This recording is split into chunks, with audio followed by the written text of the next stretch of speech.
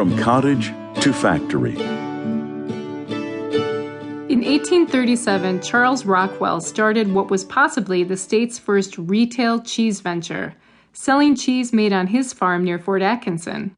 Around the same time, near Lake Mills, the Pickett family started making cheese from the milk of their own cows and 10 they rented from neighbors.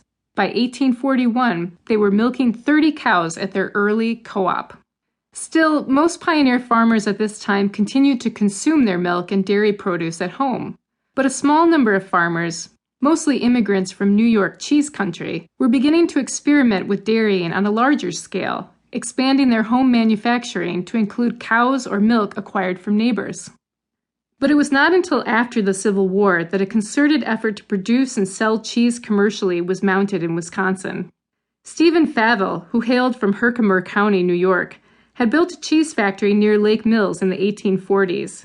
After the war, Favell returned to cheesemaking. He would go on to become one of the state's leading dairymen and a tireless advocate for the factory system of cheese manufacturing. Favell and Hiram Smith of Fond du Lac County were among the state's first factorymen, operating independently of farming, buying milk from their neighbors, and looking to profit by converting it through an industrial process that relied on professional expertise and high standards of quality. Entrepreneurs like Smith, Favell, and the other upright Yankee champions of righteous milk and cheese would be the linchpins in the Wisconsin dairy revolution. They would lead the way by creating desirable cheese of consistent quality, and by preaching, teaching, and regulating their sometimes irresponsible brethren into industrial rectitude and profits. Seeing that the market was beginning to reward cheese with cash money was the incentive farmers needed to consider changing their lives completely to care for cows. The pieces were beginning to fall into place for the ascendancy of the cow and the new type of farmer willing to care for her. By the last quarter of the century, the dairy revolution was well underway. The sorry state of cheese and the birth of the dairy interest in Wisconsin. The Wisconsin Dairymen's Association was started in order to improve the sorry state of Wisconsin cheese. Its founders believed a strong dairy industry would create a growing economy, reversing the decline brought on by the wheat failure. Like so many who built our nation, they were civic boosters, encouraging economic growth by capitalizing and promoting the strengths of their local environment and resources. Not coincidentally, of course, boosters seek to improve their own net worth along with that of their neighbors.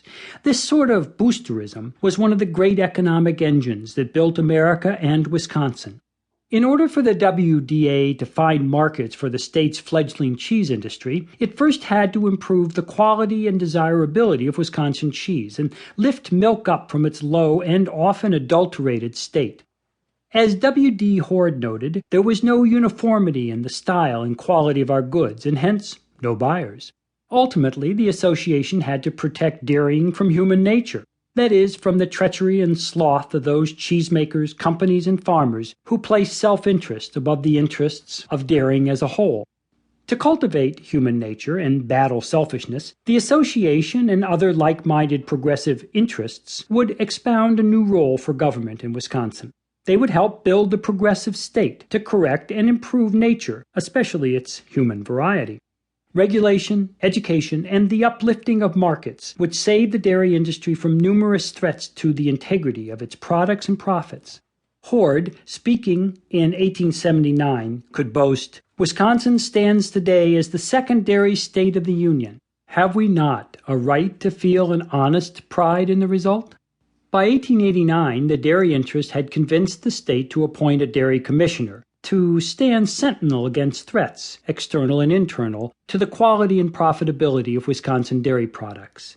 In 1888, Hoard himself was elected governor, having run as the cow candidate. The dairy interest and the progressive spirit it embodied was ascending, and to this day, dairying is a force to be reckoned with in Wisconsin politics.